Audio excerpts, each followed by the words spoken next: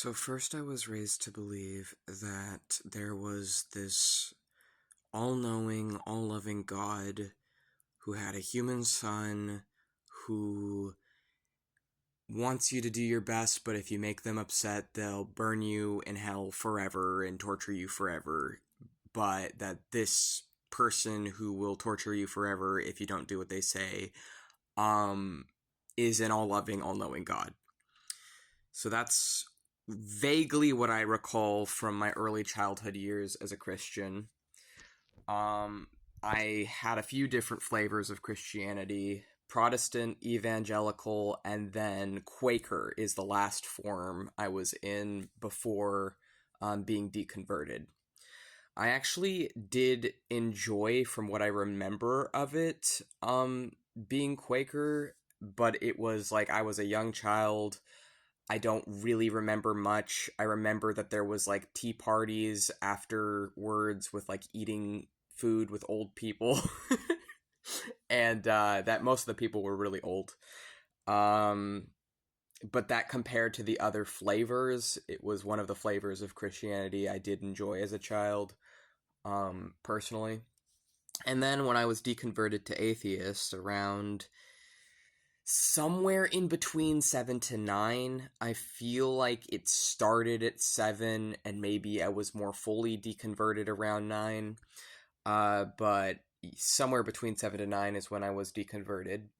And then I was told that the God of the Old Testament and the God of the Bible is a tyrant, is evil, is wicked, that he says that he loves you, but he kills so many people and does so many horrible things, and so he's not good and he's not real, and that the people who believe he's real must be deceived. And then, unfortunately, because that alone is understandable, like just reading the book, it's understandable to draw that conclusion as a modern viewer, reading these ancient books. But unfortunately, on top of that, because I was raised anti-theist atheist, I was also raised to believe that any cultures or peoples with any gods must be deceived, must be dangerous, must be threats, and must be beneath me. I was raised to believe that, and I think that's really racist. I think that's a problem, and I noticed that problem in anti-theism. And I was literally raised to believe that anyone who believes in any god must be a threat to me, must be a threat to my family, and is a dangerous and deceptive person.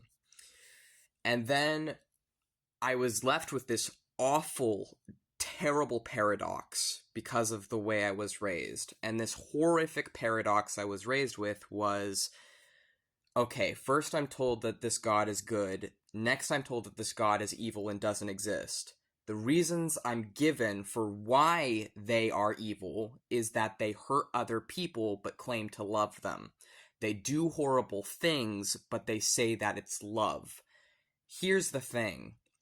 The man who raised me was literally exactly like that god. The man who raised me was a human being who presented themselves as a very intellectual person, who presented themselves as an ally to minorities, and who claimed to love people like his children, like me, but it was fully and completely contingent on serving him.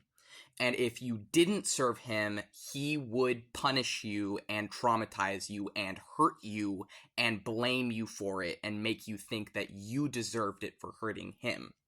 So in my eyes, as I was entering my middle teens to late teens, I was starting to realize that something was really, really wrong with the way I was being raised. And I hadn't yet accepted that the person who raised me was a narcissist. I didn't know what that was.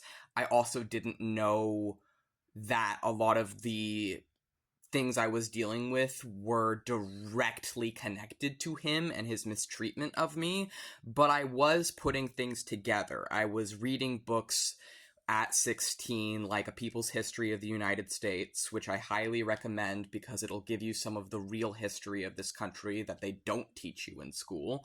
Um, it'll give you some of the truth of how the USA is built, run, founded in, and maintained in blood, and in the blood and subjugation of minorities and of Black and Indigenous people, and how it has continued to, and from the perspective of the bottom looking up, this is a very evil country.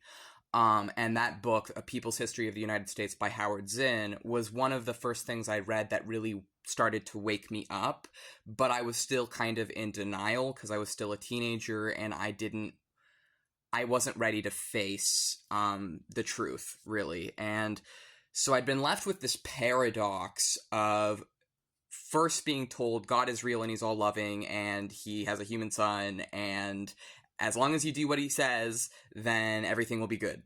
But if you don't do what he says, you'll go to hell forever. To then being told he's evil, he's a liar, he doesn't exist, and if he does exist, he's horrifically evil, and the Bible has all these horrible atrocities in it that anyone can read it and see, to next realizing that all these horrible atrocities and other stuff aren't some distant past thing, but they are things that humans continue to do to each other, and that are parts of these larger systems of oppression, and then being even more confused because why is all this stuff that is evil, these genocides, these wars, these atrocities, the subjugation of people under other people, these hierarchies where we are putting people beneath other people, is present lived reality for hundreds of thousands of people, myself included. And so I'm starting to realize these things.